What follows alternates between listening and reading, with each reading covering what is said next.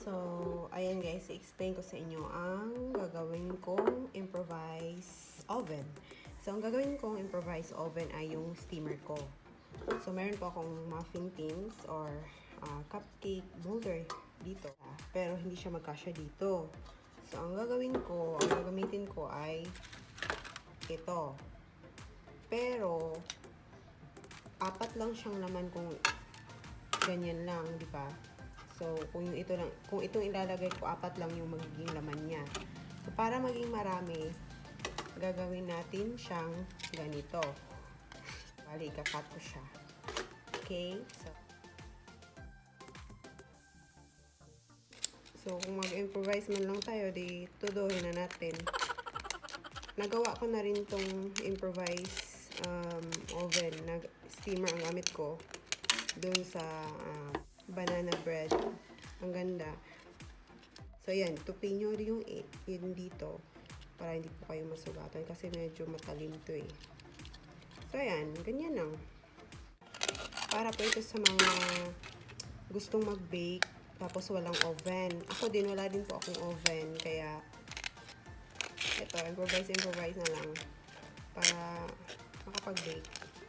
Maganda din naman yung steam bake or steaming, pero mas maganda yung resulta talaga pag oven.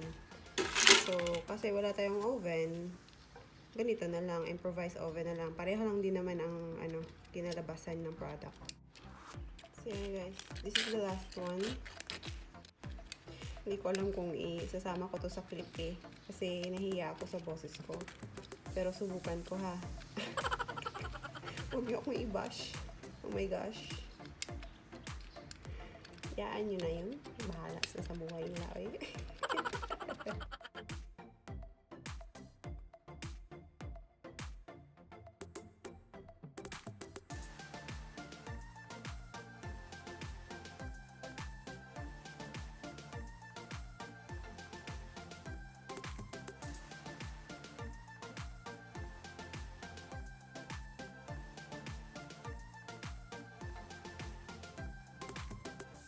Ito yung improvised oven na sinasabi ko.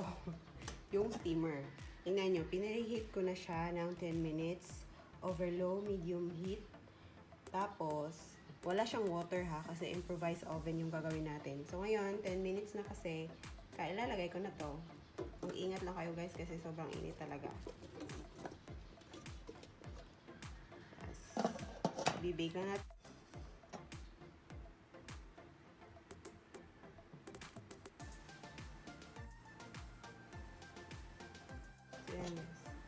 This is the preheated. Pinreheat ko na siya. Pati yung second layer. Pinreheat ko. Dahan-dahan natin ilagay ito.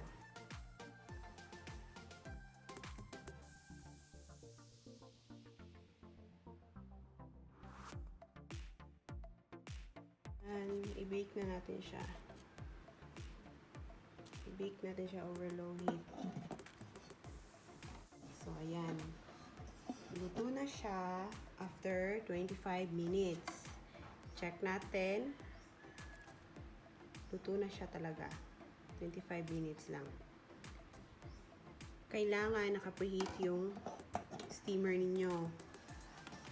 Yung ito, tsaka itong second layer. Yung bottom, tsaka yung second layer dapat naka-preheat.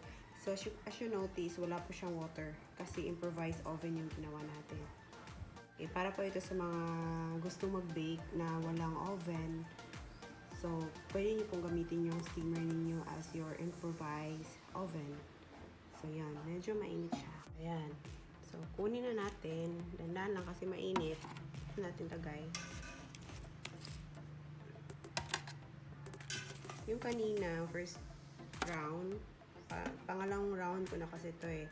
Yung first round, ang nangyari, medyo natagalan kasi hindi nasama yung pag-preheat yung itong second layer. Hindi siya na-preheat kasama. Ang na-preheat lang is yung bottom lang and medyo matagal siya. Para siyang steaming time din na 40 minutes.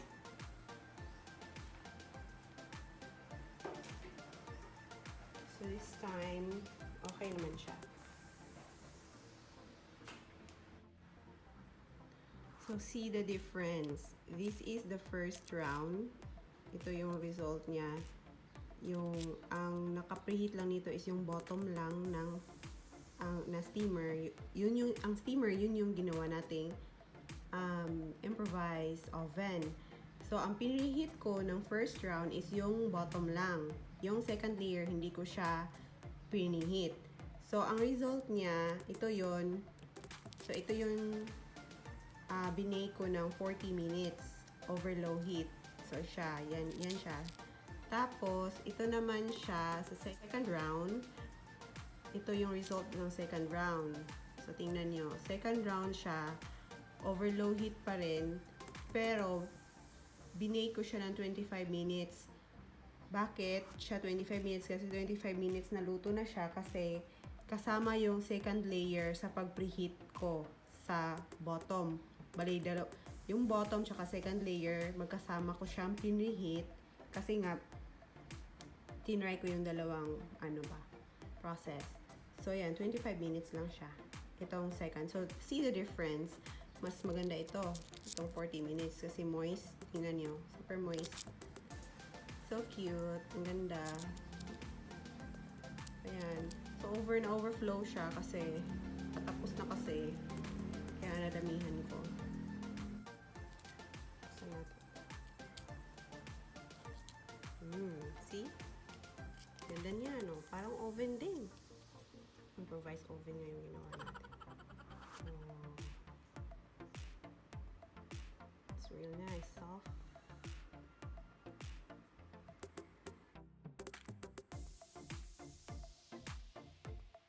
So now, using my homemade chocolate sauce. Ito yung leftover ko nung gumawa ako ng Choco moist. So, artihan lang natin to para maging maganda. Lagyan natin ng mga sprinkles. Nasa sa inyo na rin po kung gusto niyo.